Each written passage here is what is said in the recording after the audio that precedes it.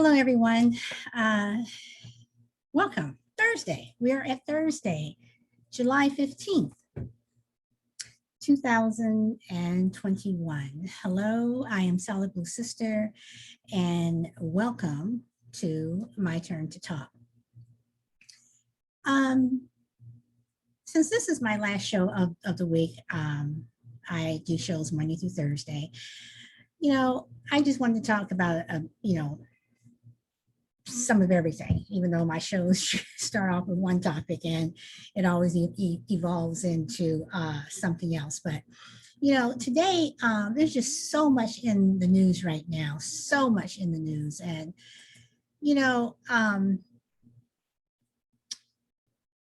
this whole voting rights, I mean, the things that are happening around the country is just crazy.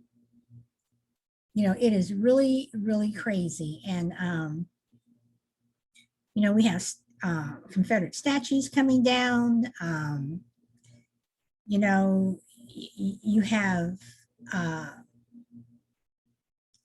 people who were admitted, rapists getting released from prison. You have Texas Democrats leaving the state and are, in the nation's capital right now in DC, because they're trying to, make sure that the voting rights of all of the people of Texas and the nation, are protected. You have a governor in Florida who is calling for law enforcement to, come to Florida, live here. It's better for you here. What does that mean? If Derek Chauvin had killed or murdered George Floyd in Florida, would he have gotten off? Is that what Ron DeSantis means? I mean, there's just so much that is just going on in this country. Critical race theory is still an issue and will continue to be an issue forever, probably. Just like racism in this country is an issue and will continue to be an issue forever. But there's just so much going on in this country, and a lot of it's negative.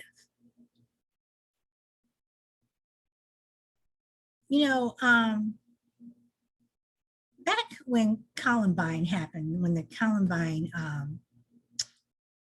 school shooting happened, and that was in 1999. And here we are 22 years later. When Columbine happened, I mean, the entire country was just horrified. I mean, I know I was. I mean, it was a horrible, horrible thing to happen. But look at where we are now with gun control and with mass shootings. It's like now we have a Columbine once a week, twice a week, every weekend, multiple times. I mean, do people even react anymore? Or do they just say, oh, it's another shooting? Oh, and then they go on about their day because they happen so much. And the thing about it is, it's happening in the United States where it's an epidemic, where you look at these other countries and they don't have the problems that we have with guns. Why is that? I am 100% for gun control. I am not for people taking your guns. I don't believe that, guns should be taken away. But I do believe in gun control. I do believe that you don't need an assault rifle. Why are you, oh, I'm a hunter. I hunt, so I need an assault rifle. What are you going to do to that deer? Really?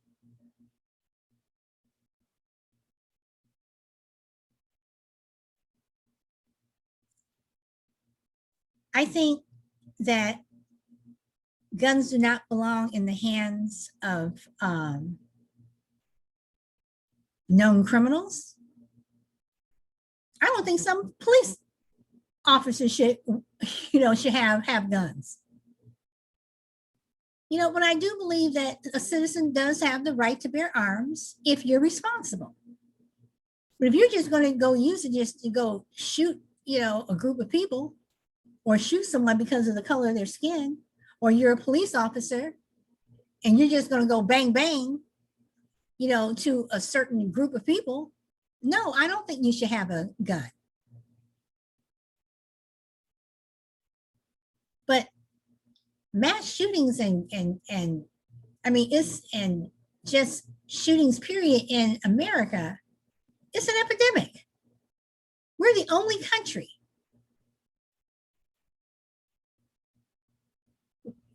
Why is that? We also have a problem with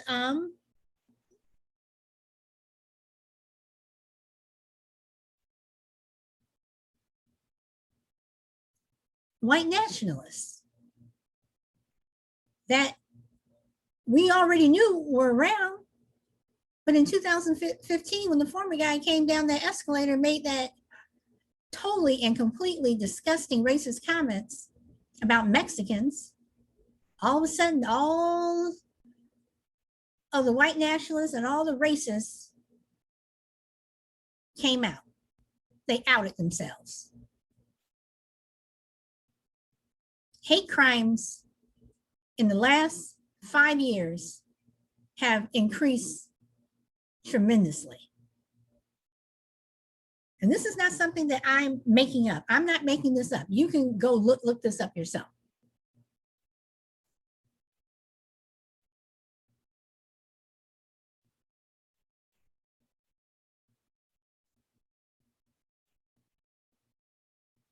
It just seems like that here in America, just so many things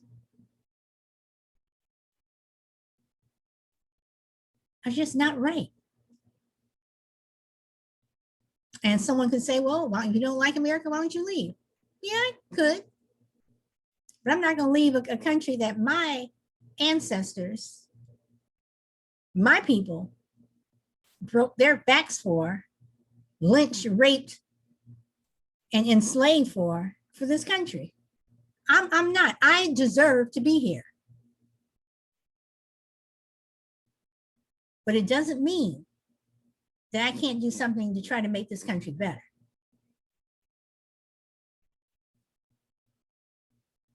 I mean, you look at the voting laws in this country that have been passed in the last 4 months, and they are absolutely, totally disgusting.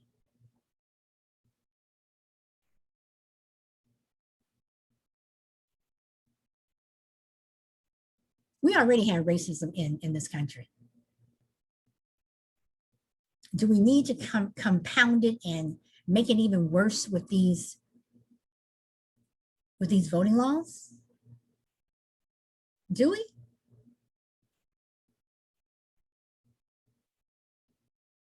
You have another group of people who are making billions of dollars selling Black products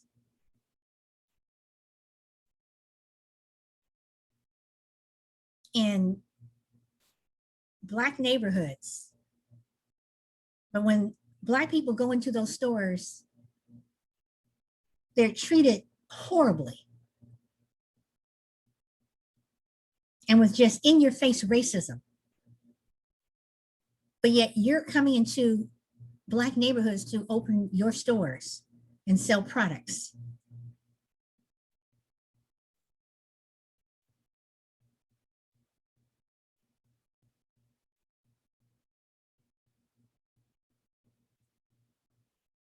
You would think the people who are your bread and butter, you would treat them better.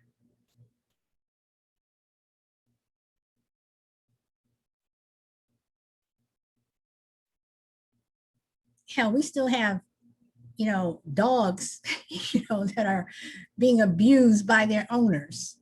I mean, yes, I'm bringing up dogs. Just so many things in this country that we need to fix.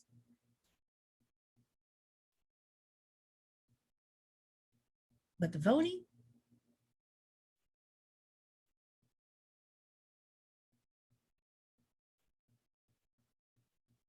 that's one thing that needs to be fixed ASAP.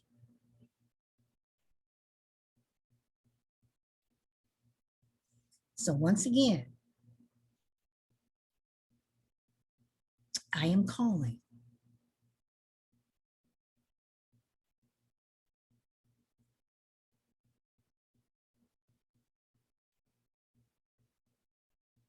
for an economic Black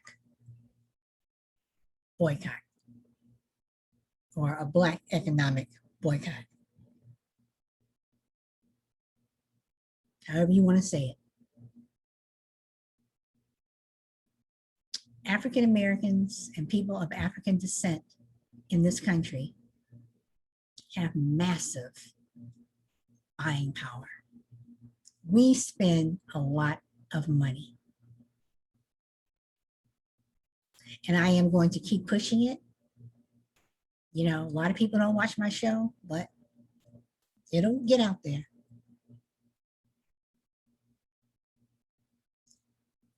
We need, talking about Black folks, to show America how much power we have economically. And we have a lot.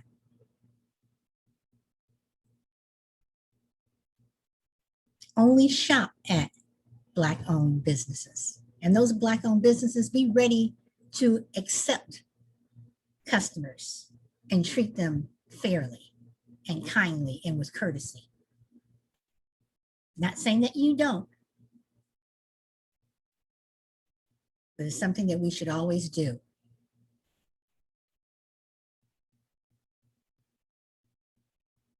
Let's spend money and have multiple Black Wall Streets. Keep the money in our neighborhoods only with Black-owned businesses. So if it means that you have to travel out of your neighborhood to go to a Black-owned business to buy something, that's what you do. And I'm only proposing this for 1 week. What if we did it for 1 month? Well, I know you have to buy gas for your car. That's why I'm saying 1 week. But for 1 week, don't spend your money anywhere except for a Black-owned business. And I know school's starting and people are going to Walmart, Target, whatever, but one place you need to stay out of is Walmart. Walmart is one of the biggest abusers and supporters of the GOP and this racist propaganda bullshit that the GOP is pushing when it comes to voting rights.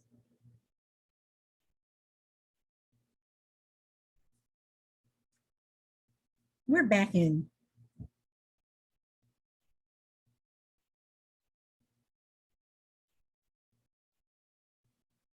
Alabama, 1960s.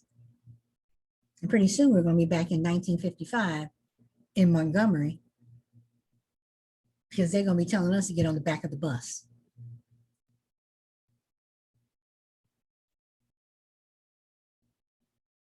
We are living in dangerous times. And I'm not just talking about Democrats, Republicans, I'm talking about Black folks. Whether you're a Democrat or Republican, we're living in dangerous times. They are coming after us. The GOP and the far right, white nationalists, they're coming after us. Not just for our voting rights and how we vote, but they're coming after us. So we got to watch our backs on two fronts. We got to watch our backs in the voting booth to make sure that we maintain the right to vote. And we need to watch our backs, period, just when we're walking down the street. Because the right, they're planning something. January 6, 2021, the insurrection, the violent, murderous insurrection at the US Capitol was not something that they planned like, okay, let's all get on the bus and we're all going to go to Washington, next weekend. This was something that was planned. This was something that was planned. This is something that Clarence Thomas's wife helped to fund and get buses and busloads of people there. This is something that was in the works. So if you don't think that they don't have something that is in the works now, so again, when I say watch your back, we need to watch our back so we can vote and we have the right to vote. And we also need to watch our backs, like I said, walking down the street, because they are planning something. Something is going to happen. Now, people may say, Silent Blue Sister, you're being paranoid, you're making things up, you're trying to push a narrative that's not there. Okay, turn on Fox News. Listen to Tucker Carlson. Listen to Laura Graham. Listen to Newsmax. Listen to the Fox morning shows. I'm not a Fox News fan, but I will turn them on because I like to know what the enemy is doing. And all that propaganda bullshit that they're pushing, those are dog whistles.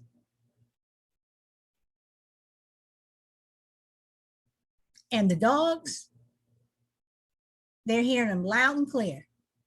And they're all getting up into a frenzy. They're all howling at the moon.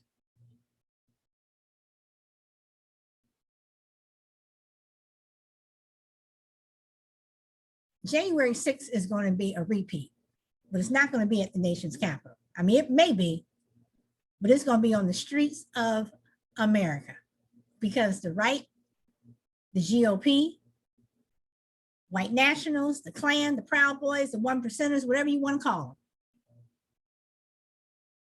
they're planning something. There's just so many things that are just wrong in this country that needs to be fixed. And I see my friend Deborah is on. Do you have anything you want to say?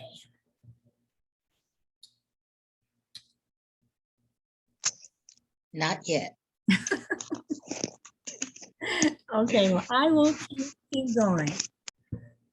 Okay, so again, when I first started, I'm just talking about all just different things that are going on in this country, how, we still don't have gun control, we still have these shootings, we have a admitted rapist that was just released from prison.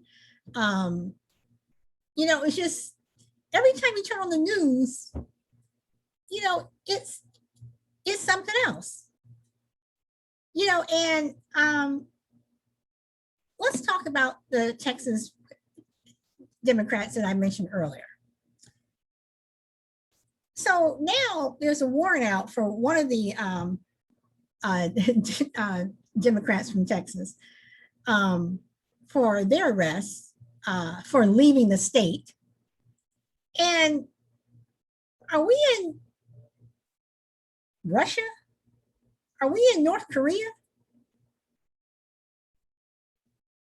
Where literally, when these people, these Texas Democrats, if they return to the state and they are arrested, they are being taken directly to the state capitol, where they will be locked in Now, this is coming from Governor Abbott, where they will be locked in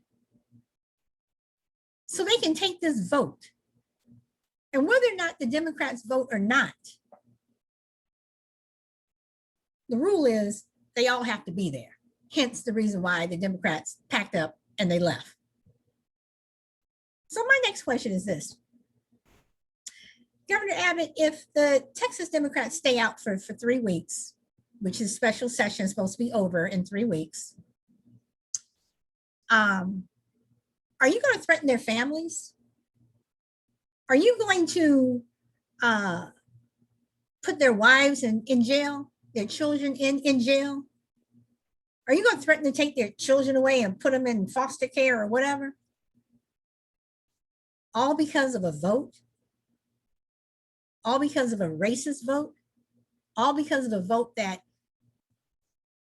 Republicans know is wrong? This is the time, these are the times, I should say, that we're living in. This is what is happening now. You know, Georgia is feeling the effects of not having Major League Baseball having the All-Star game in their state.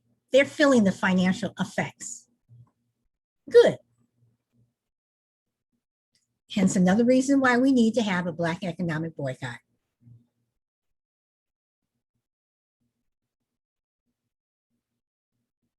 Too many things going on, people. Too many things going on, too many things that are wrong, in your face wrong. And Republicans, they're not even hiding it. They're like, yeah, we're going to do this. And then we're going to turn around and do this. And then we're going to kick you in your ass, and we're going to kick you in your ass again. On camera, so everybody can see. Yes, we're going to have our knee on your neck. What are you going to do about it? That's exactly what they're doing. And they need to be taught a lesson. They need to be brought down a peg. But like I said before, there's another group of people that need to be brought down a peg. And I'm going to say it again.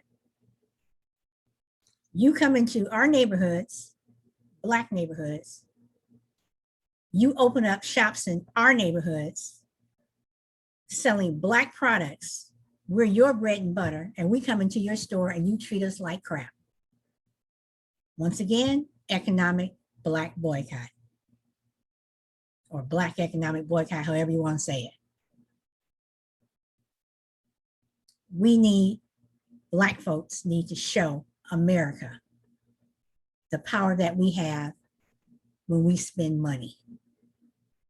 And we spend a lot of money.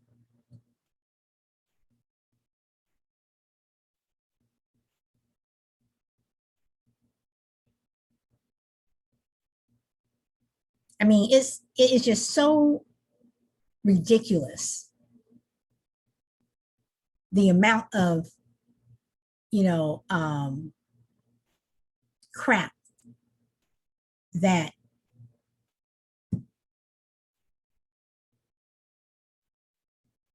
Black folks put up with. But the amount of crap that is going on in this country alone.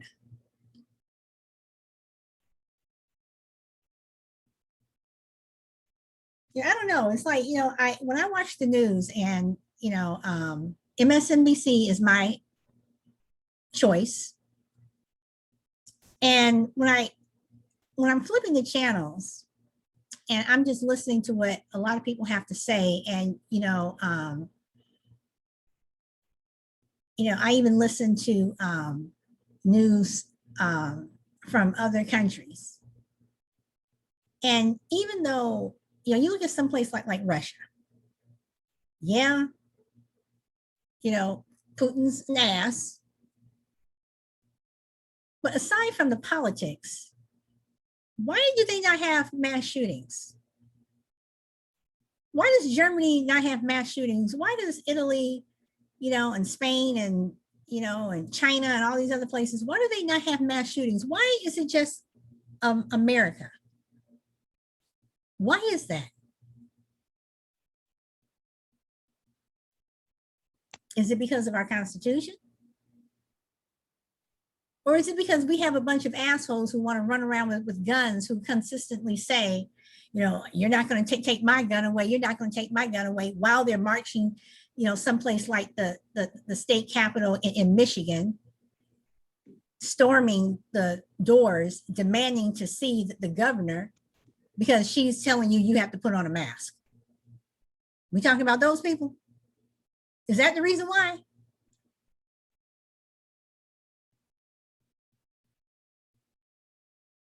Why are we having, why in America?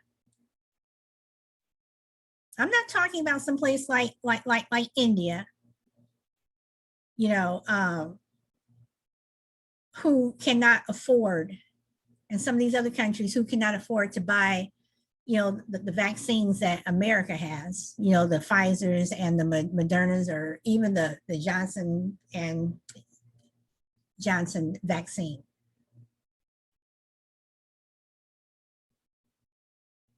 But why are places like India, you know, fighting to get the little bit of vaccine that they have, that's only 65% effective? They're fighting to get that. Everyone's wearing a mask. I mean, they have a very bad, horrible outbreak that is now here. Why is the rate of COVID with the Delta variant, why is it rising in the US when we have access to free vaccine, where there are walk-ups where you don't even have to stand in line anymore? Before it was like, you know, you have to be this age and blah, blah, blah, you know, and people were fighting and standing in line for hours. Now you can just go walk up and get it. Why are we having an issue with COVID? Shouldn't it be pretty much contained?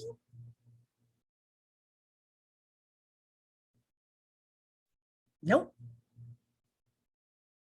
Because those non-vaxxers, those people who are spreading lies about the vaccine, I mean, I must say, I was hesitant, but I had to, you know, ask questions, and I got the right answers. But those same people who don't want to, you know, get vaccinated are the same people who won't get vaccinated for the flu. And then you go to work or you send your kids to school, infecting everybody else. Same people who don't want to wear a mask.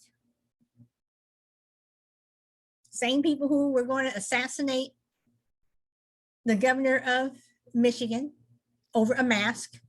You know how ridiculous that sounds? Why are these even conversations? Why am I even talking about this? Why am I talking about it? Because it's happening. This is the shit that's happening in America right now. The land of the free, the home of the brave. Okay.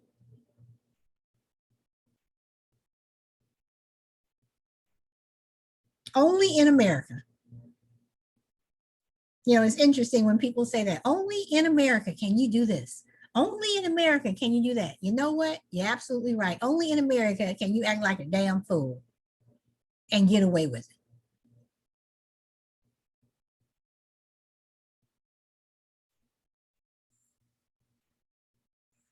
I don't know.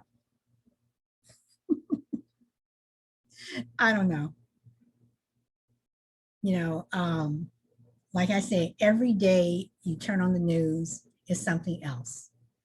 You know, every morning, you know, when I have whatever is AP or CNN or, you know, whatever's popping up on my phone for breaking news or, you know, whatever, you know, you just shake your head and it's something else. You know, but I try to keep myself in that positive, mind frame. So, I don't go crazy. I'm not one to dwell on something. I'm like, okay, whatever, and keep going. But right now, we are at a crisis in this country. We are at a serious crisis. We're not at the fork in the road. The fork has like seriously stuck us. It has stabbed us. That fork has stabbed us. And we have a way to get out of it. We have a way to correct the wrongs of these horrible voting laws. Mitch McConnell has got to die. Once Mitch McConnell dies, everything will be fine, but he's got to die. No, I disagree with you on that point, because if Mitch McConnell were gone, there's going to be a Ted Cruz, a Josh Hawley there that's going to be ready to take up where he left off. I'd still feel better if he died. I mean, yeah. But I'm just saying that, just on a serious note, I'm just saying that, there's always going to be somebody behind him who's going to do what he's doing. So you've got to go deeper than someone dying or someone leaving or someone, not getting voted back in. Well, it depends on whether they decide to fill that seat or not. Well, just because somebody died. But I mean, true, but Kentucky also has a Republican governor, and they're not going to not fill that seat. I mean, they may, leave it open for a certain amount of time, but there's going to be a special election, whatever, and that seat will be filled. And the governor has a right to appoint someone in that seat until the special election comes up. That seat will be filled. But I'm just not talking about his seat being filled. I'm talking about he is the minority leader right now. The person who's going to come behind him, that they vote in to take his place as the leader, is going to be another Mitch McConnell. And the people that you have to be worried about who may end up taking his place is the Josh Hawleys and the Ted Cruzes and, the Marco Rubios, who I hope will not be an issue, and hope that Val Demings wins, but, that's what you have to worry about. That's what you have to worry about. That's why it's not just important for these people to drop dead and die and whatever, I mean, it'll help, but, but at the same time, it's like, this is where we need to make sure that we get more seats in the House and Senate, and where Democrats messed up. And I'm not even going to say Democrats messed up, where protesters messed up, in my opinion, last summer, was using the phrase defund the police. They should have said reform, but as soon as you say defund, Republicans knew what they meant, but they took it and they ran with it and they used it, in a really negative way, and they were able to get their point across. Whereas Democrats were not pushing back enough on it. But that's where we lost those seats. There's no way that Susan Collins should have won another term. There's no way that Lindsey Graham should have beat Jamie Harrison in South Carolina, even though that election there, I think, was something fishy was going on there. But there was no way that we should have lost or was not able to overtake some of these Republicans that were up for re-election. And I think that defund the police was a huge problem. And they need to stop saying that. They should need to say reform. Because still, a lot of people didn't even vote. A lot of people still didn't vote. Yes, true.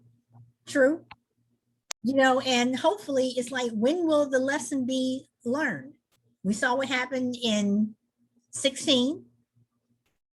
So we see what happens, saw what happened in 20. When are you going to learn your lesson that, you need to vote? I mean, I have a friend who I refuse to talk politics with, to this day. And she's I'm like, I don't stop trying to talk to me about politics. because she was a Bernie supporter. She was so pissed off in 2016 that Hillary Clinton got the nod, and she says, well, I'm not going to vote. But yet she spends 4 years complaining about the former guy. And I'm like, I don't want to hear it. Well, he's this and he's doing, I don't want to hear it. You have no right to complain because you didn't vote. You chose not to vote because you were pissed off because your candidate didn't win. So now you don't have the right to complain about what this asshole sitting in the White House is doing. You just go over there and you just sit down and shut up. That's my opinion for people who don't vote. And I'm not just talking about Democrats or independents. I'm talking about Republicans too. If you don't vote, you don't have a right to storm the Capitol. You don't have that right. You have not earned it. Am I wrong?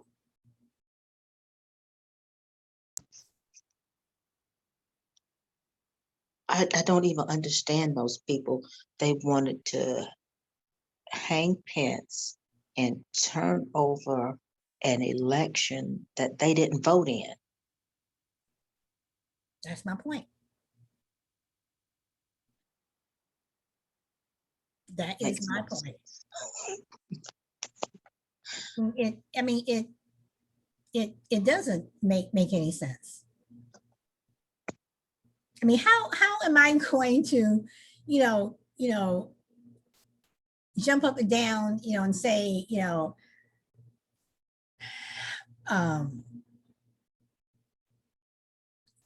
I can't stand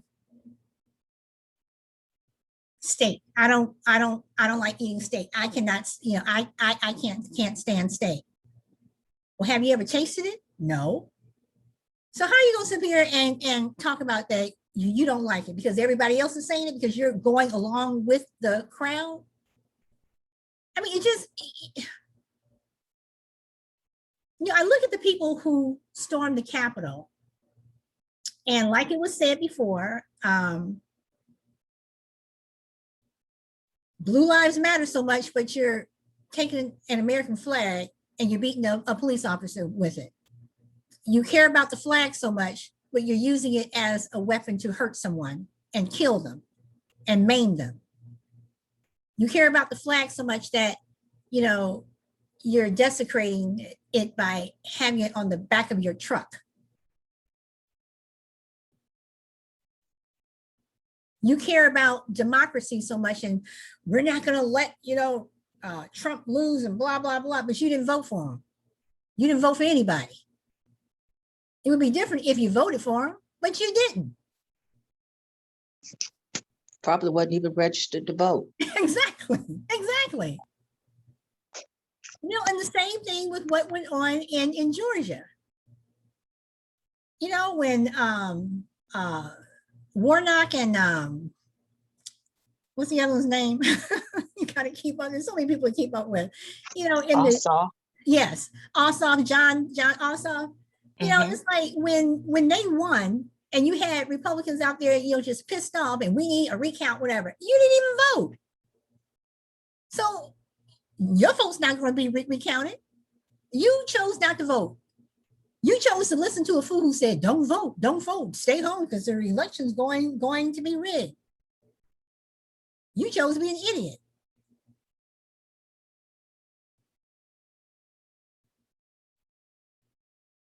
And in Arizona, see, this is where these federal laws need to come into place, where it can't be one state can do this, one city can do this, one county can do this. It needs to be a federal law across the board. The election was called. Yep. The election was called. Joe Biden won. And that's another thing. That is another thing. And let me see if I can bring this up. I should have already had it.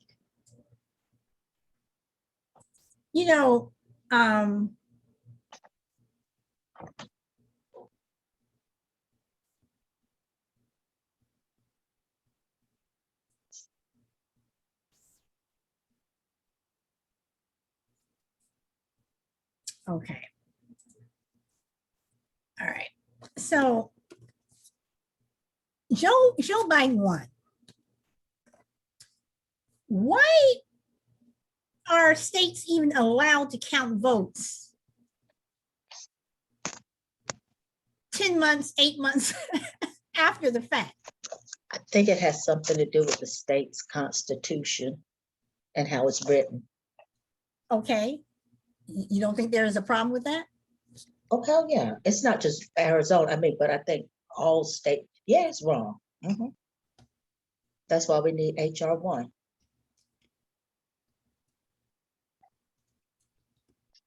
Do you think HR 1 is going to pass this year? No.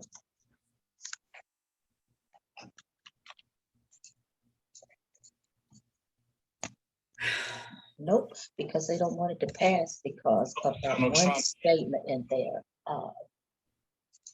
Here we go. It's in the bill it talks about. It says further, the bill addresses campaign finance, including by expanding the prohibition on any campaign spending by foreign nationals regarding additional disclosure of campaign money, that dark money. That's why it's not going, because they want that part taken out about dark money. Has nothing to do with us and our rights. It has everything to do with that dark money that those politicians don't want anybody knowing where it came from. Well, that's a problem. That is a problem, wouldn't you think? Oh, that's a problem. I'll send it to you. You know, I mean, because that's just crazy. But this is something that I was listening to yesterday, and let me see if I can trying to get this where I can. There we go. All right, hold on 1 second here. All right, let me share my screen here. Uh-oh.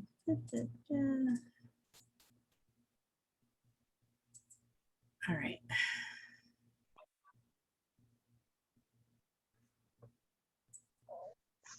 All right, here we go. Okay, so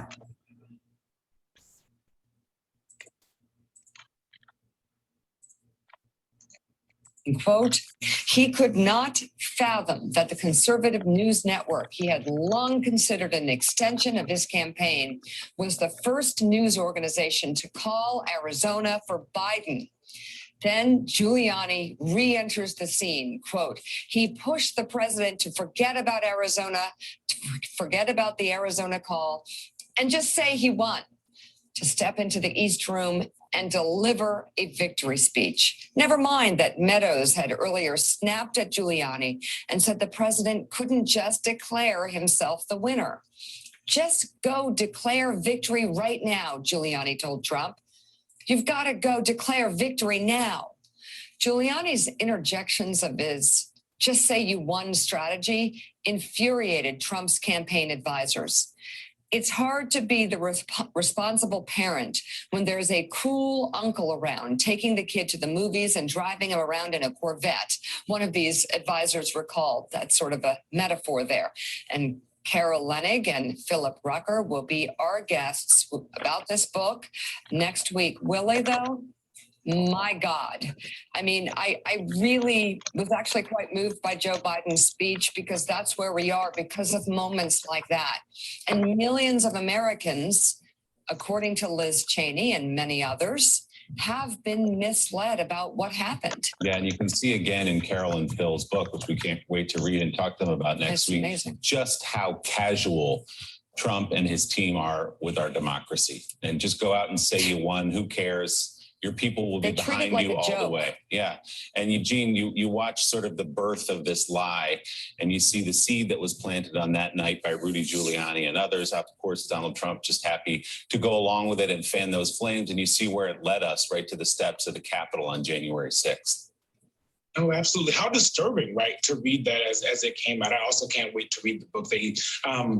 or have a lot of things that I think one of the phrases that I've been using, a lot of people probably have, is that it wasn't surprising, but it's shocking, right? It's still shocking to read exactly how this worked out.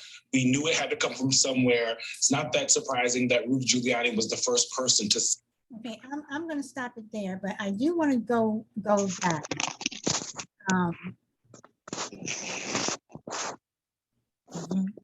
To this part right here. Stepien, White House Chief of Staff Mark Meadows, and Senior Advisor Jason Miller took Giuliani down to a room just off the map room to hear him out. Giuliani went state by state, asking Stepien, Meadows, and Miller what they were seeing and what their plan was. What's happening in Michigan, he asked. They said it was too early to tell. Votes were still being counted, and they couldn't say. Just say we won, Giuliani told them. Same thing in Pennsylvania. Just say we won Pennsylvania, Giuliani said.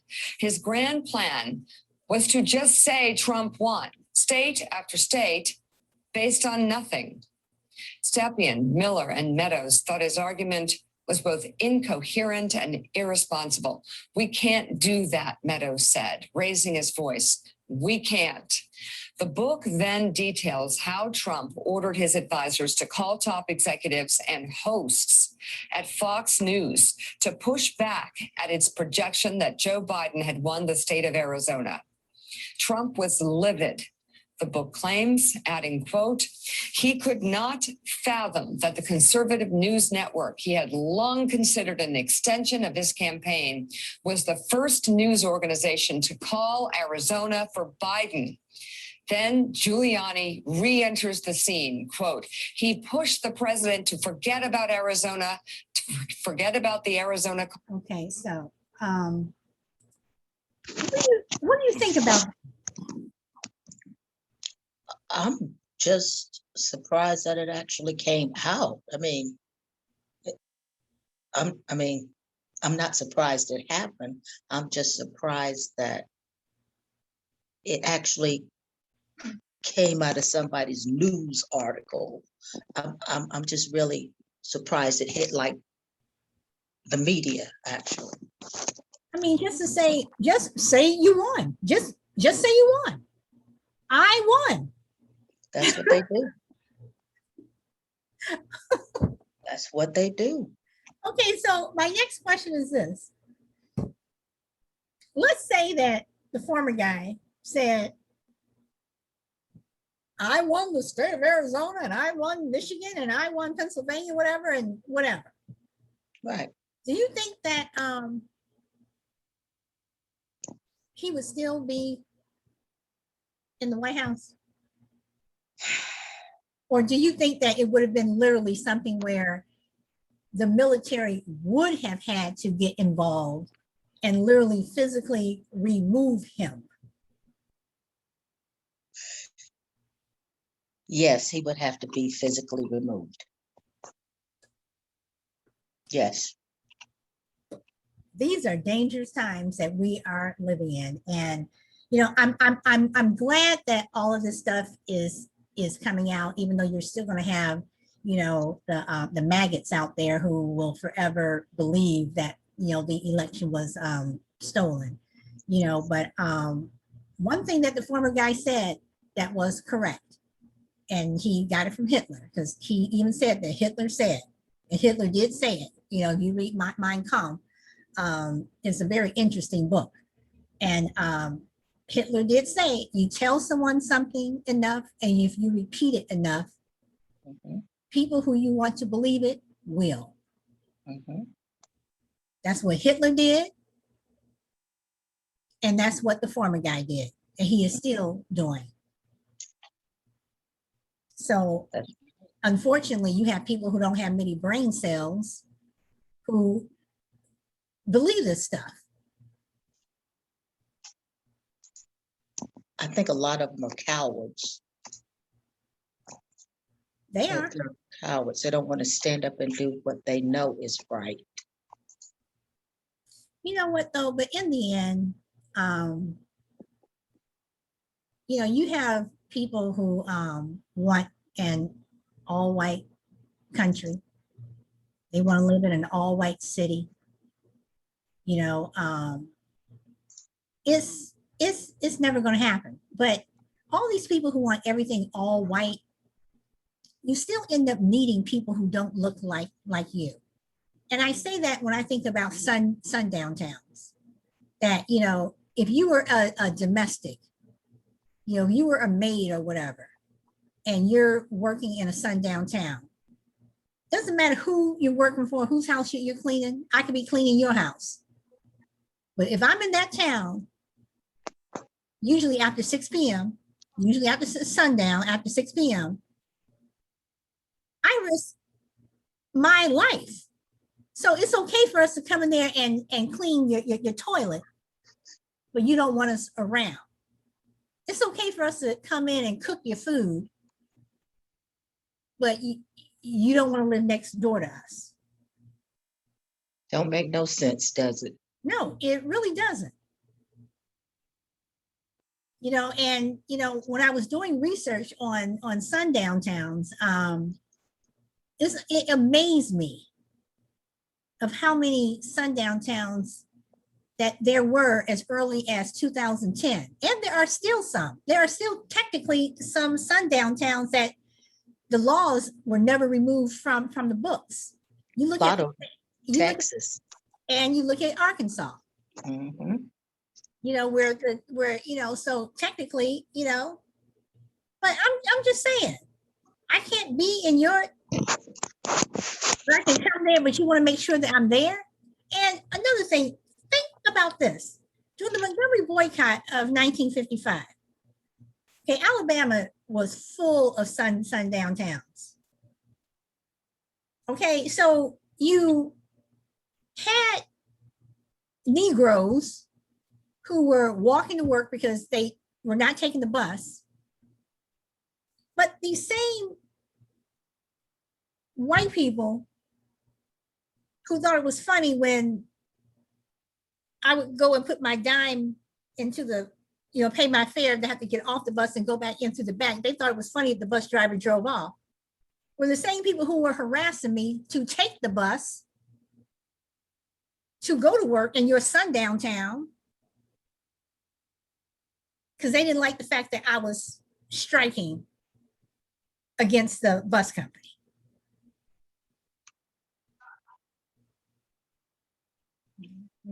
Bunch of hypocrites. Mm-hmm. You know, you have, when Black basketball players were becoming prominent, you know, in basketball. And I'm even going to say Jackie Robinson with baseball. When he was playing for the Dodgers, and he was making home runs and he was winning and everything, the white people in the stands, they're clapping. They're clapping. But as soon as Jackie Robinson took off that uniform and he became Jackie Robinson, just a regular citizen, those same people who would clap for him in the stands are calling him nigger.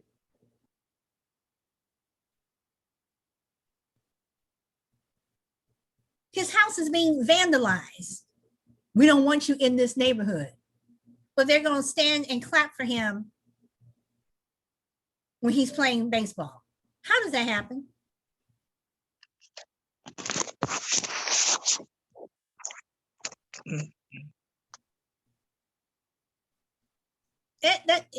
Sorry. Mm-mm. Mm-mm. And I say the same thing with basketball. The same people who were cheering for Wilt Chamberlain and some of these other, you know, greats, old school greats in the stands, when they're out of the stands, they're niggers. Mm-hmm.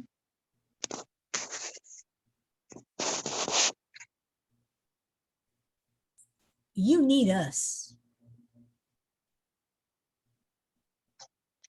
If every single, even though I know this will never happen, if every single Black basketball player, I'm just talking basketball, said we're not going to play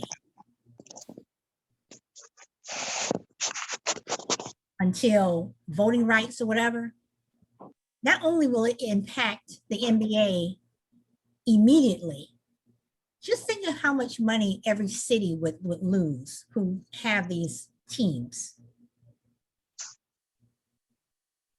You look at some of these championship teams out here who have won multiple, you know, it just, I mean, seriously, that's why I say it's coming back to this black boycott. Hit them in their pocket. Don't shop unless it is a black-owned business. Stay out of the stores. We have that economic power.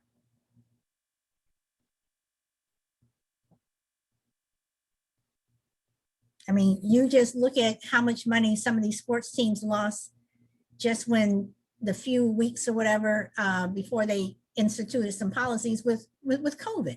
Look at how much money has been lost, period, because of COVID, because things were shut down. So, Ms. Deborah, I'm going to give you the last word. I have enjoyed this show today.